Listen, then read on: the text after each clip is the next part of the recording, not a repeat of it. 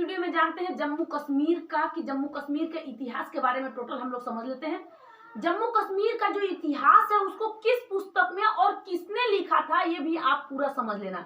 जम्मू कश्मीर का जो वंशज था, जिसमें से आप लोग कारकोट वंश के विषय में, इसके बाद उत्पल वंश के विषय में, लोहार वंश के विषय में आपको समझना होगा। और थोड़ा सा एक जगह और जानकारी लेनी होगी, जो असम में रहता है कामरूपुर वंश का, यानी वर्मन वंश का, इसके बारे में आपको थोड़ा सा समझना होगा, जरूरी है कि ये भी हम समझ लेते हैं। अब हम लोग चलते हैं कहाँ पे, अब देखते हैं हम लोग कि जो जम्मू कश्मीर का इतिहास है उसको किस पुस्तक में लिखा गया। तो उस पुस्तक का नाम है राज तरंगणी, इसका नाम है इस पुस्तक का। इसको लिखने वाले कलहन थे, जो इन्होंने इस पुस्तक को लिखा था।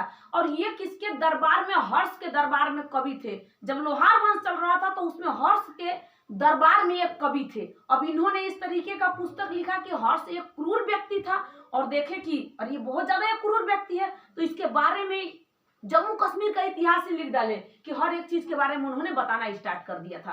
तब यही चीज हम लोगों को देखना है यहाँ पे। अब हम लोग चलते हैं किसके मतलब समझने, किसके बारे में, कारकोट वंश के विषय में। इससे पहले मैं आपको उत्पल वंश के विषय में बता देती, लेकिन ये कैसे आपको पता चलेगा, क्योंकि अभी आपको ये पता चलना चाहिए कि कारकोट वंश को खत्म करने के बाद उत्पल वंश आया था, और इस उत्पल वंश को खत्म करने के बाद लोहार वंश आया था। तो आपको सीरियल वाइज समझना चाहिए, नहीं तो फिर आपका माइंड इधर उधर हो जाएगा, कौन है कौन सा वंश है। तो ये जम्मू कश्मीर का इतिहास है, इसको आप लोग को बहुत ध्यान से पढ़ना होगा। ये क्या है, कारकोट वंश का जो संस्थापक है, इस संस्थापक का नाम है दुर्लभ वर्मन। ये संस्थापक जो था, जिसने इस का संस्थापन किया था, स्थापना किया था, इसका नाम था दुर्लभ वर्मन। अब इसने जो किया था, इसने गोदड़िया वंश के एक राजा थे, उस राजा ने अपने बेटी का शादी इनके साथ कर दिया। कहा भैया नहीं, आप तो बहुत ठीक हो, आप तो देखने दाखने में ठीक हो, चलो कोई बात नहीं, आपसे अपनी बेटी का शादी कर देते हैं। तो उस बालादित्य, उस राजा का नाम था बालादित्य। अब वहां का वो राजा था, अपनी बेटी अनाग लेखा इसकी बेटी थी, उसने अपनी बेटी का शादी उसके साथ कर दिया। किसके साथ, दुर्लभ वर्मन के साथ। ये अपने धीरे धीरे कुछ दिन तक आराम से चलने लगे। लेकिन इसके बाद एक राजा और आया, जिस राजा ने कुछ नहीं किया। दूसरा राजा और आता है ललितादित्य मुक्तापिंड। ये अपने आप में बलवानी राजा था, क्योंकि इसने ही चंदेल वंश के यशोवर्मन पे अपना अधिकार जमाने के लिए युद्ध कर दिया था, यशोवर्मन के ऊपर। चंदेल वंश के बारे में जब मैं आपको पढ़ा दी हूँ मध्य प्रदेश में चंदेल वंश, तो चंदेल वंश में उसने हमला कर दिया। चंदेल वंश पे भी इसने एक मूर्ति सूर्य भगवान की बनाई थी, और वो खूब सुंदर प्रतिमा, जो कहते हैं ना कि प्रतिमा आपका, तो प्रतिमा इस तरीके से बनाया। उस सूर्य भगवान के मंदिर का नाम था मार्तंड। उसने खूब सुंदर मंदिर बनवाया था। किसने बनवाया था, इसे ललितादित्य मुक्तापिंड ने। अब इस मुक्तापिंड ने जैसे ही इस मूर्ति को बनवाया, तो अब ये युद्ध भी किया, मूर्तियां बनवाई, तो इसे प्रतापी राजा, यानी कि इस कारकोट वंश का ये प्रतापी राजा इसे कह दिया गया। कहाँ का, कारकोट वंश का। इसने चंदेल पे, मतलब इसने चंदेल वंश पे भी हमला किया था, और इसने यशोवर्मन को हरा दिया था, परास्त कर दिया था, ताकि अब तुम कहाँ हो मेरे लायक, चलो तुम्हें हरा देते हैं, परास्त करना स्टार्ट करें, मतलब ये भी। अब जैसे ही अब उसके बाद आया, इसी में मंत्री एक होता है जिसका नाम है अवंती वर्मन।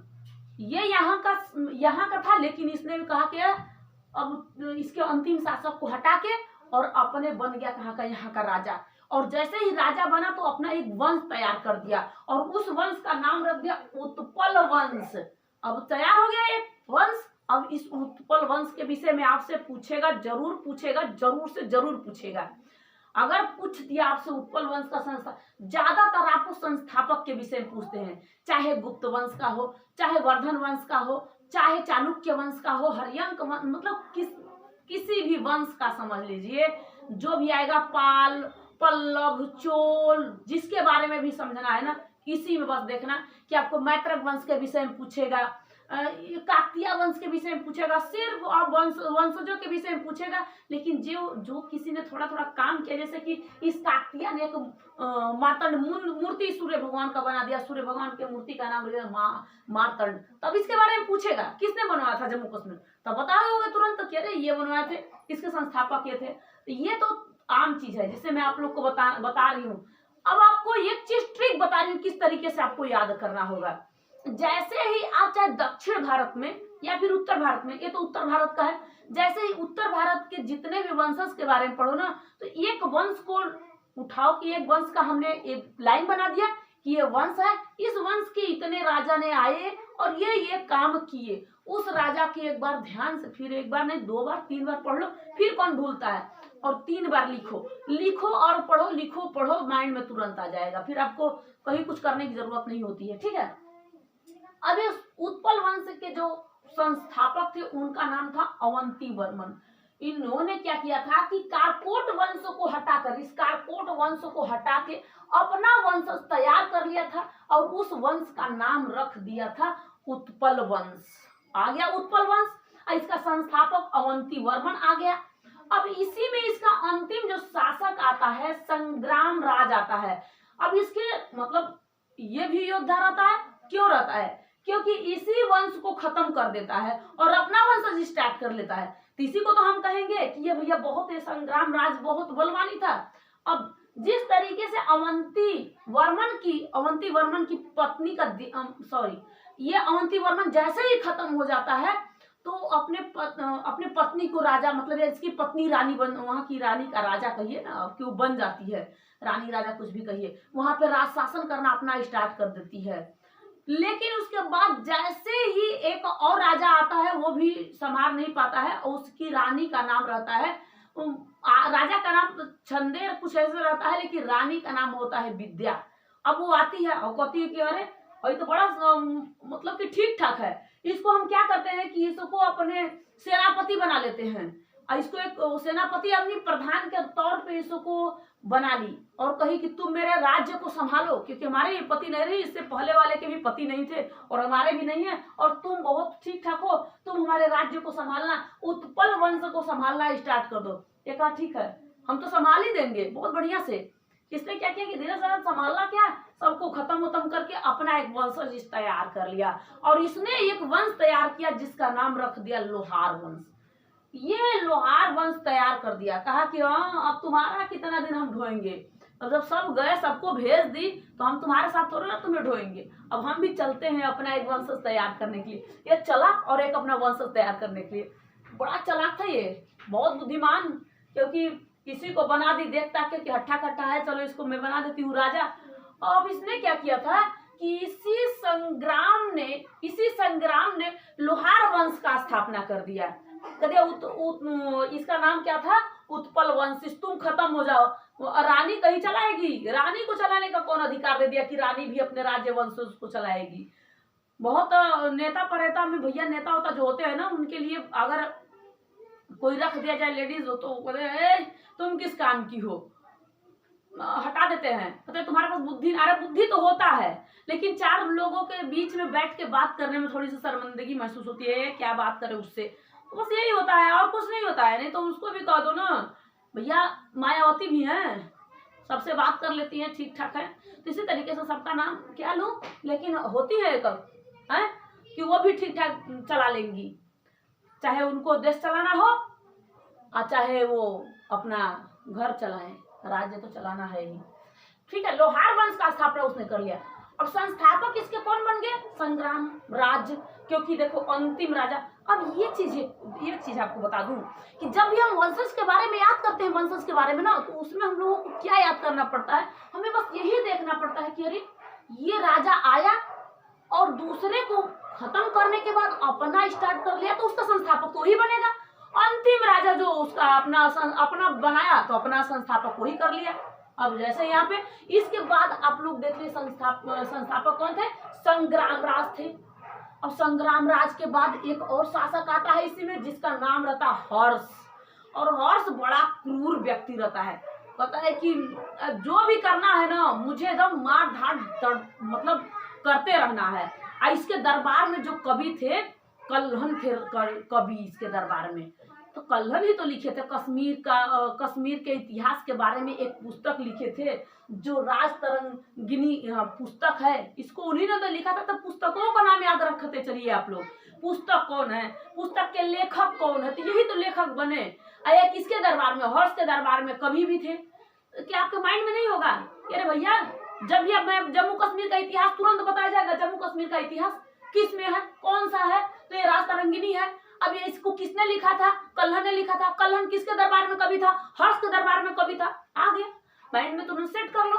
अरे कुछ ना है, पढ़ने में तो आसान चीज है, एक बार सिर्फ समझना है। समझ ले तो सब कुछ दिमाग में आ जाएगा। कल्हण थे। हर्ष के मतलब जितना भी एक क्रूर काम करता था, इसका इतिहास ही पूरा टटोर डाले, टटोर के लिख दिए।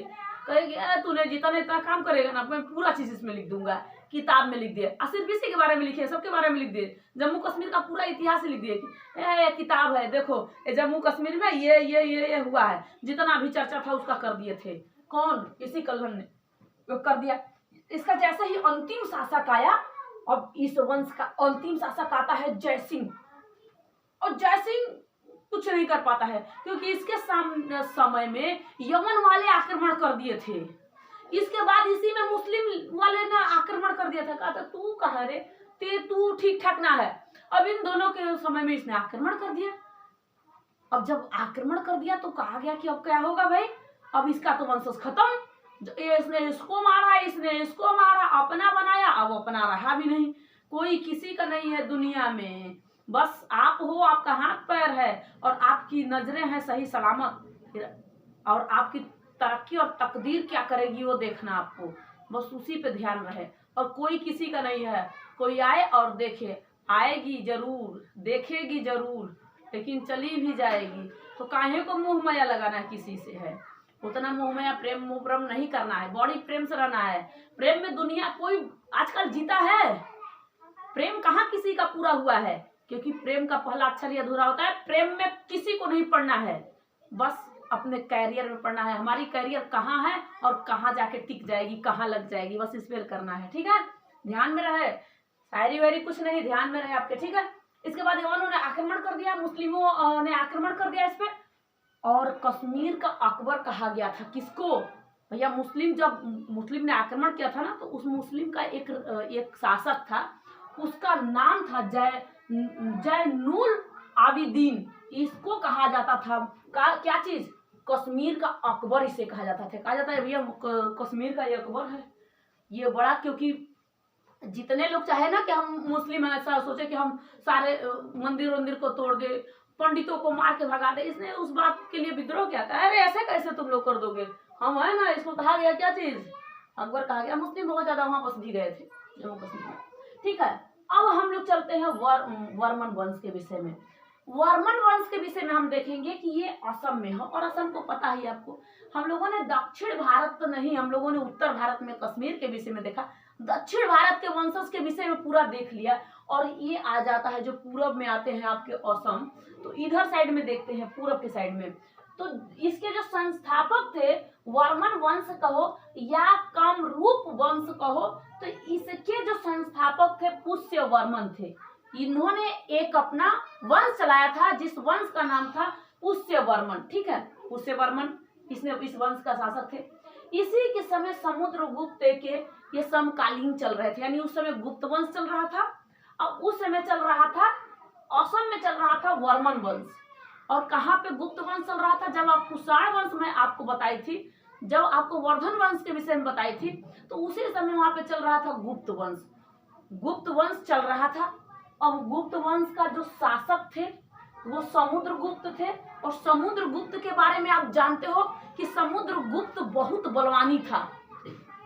समुद्रगुप्त किसका बेटा था? चंद्रगुप्त प्रथम का समुद्रगुप्त बेटा था। और गुप्त वंश के संस्थापक श्री गुप्त थे। और श्री गुप्त के बाद चंद्रगुप्त प्रथम आए, और चंद्रगुप्त प्रथम का जो बेटा था समुद्रगुप्त आया।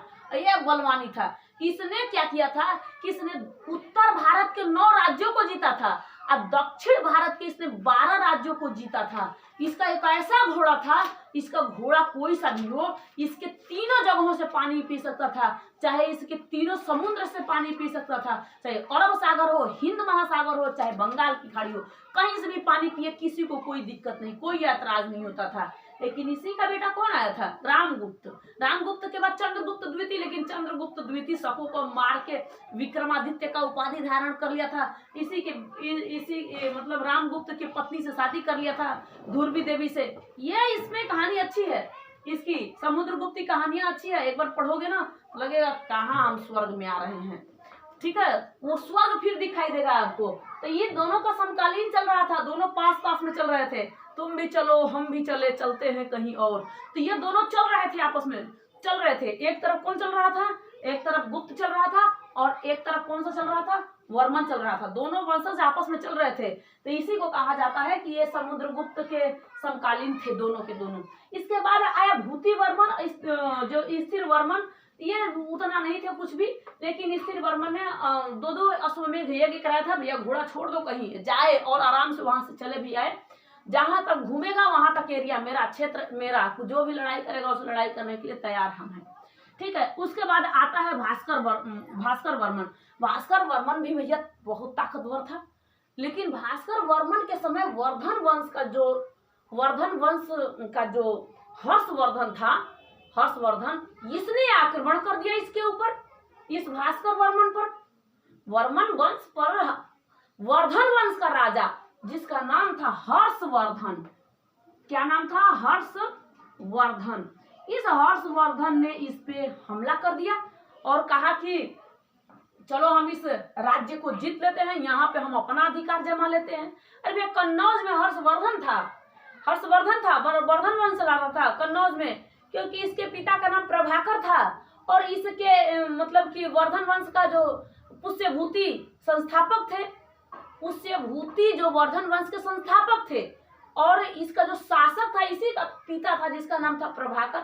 और प्रभाकर के दो बेटे थे, एक का नाम था हर्षवर्धन और दूसरे का राजवर्धन नाम था। इसकी एक बहन भी थी, इस बहन का नाम था राजश्री, जिस राजश्री का ब्याह शादी कर दिया था कन्नौज में, ध्यान में रहे, कन्नौज में कर दिया था।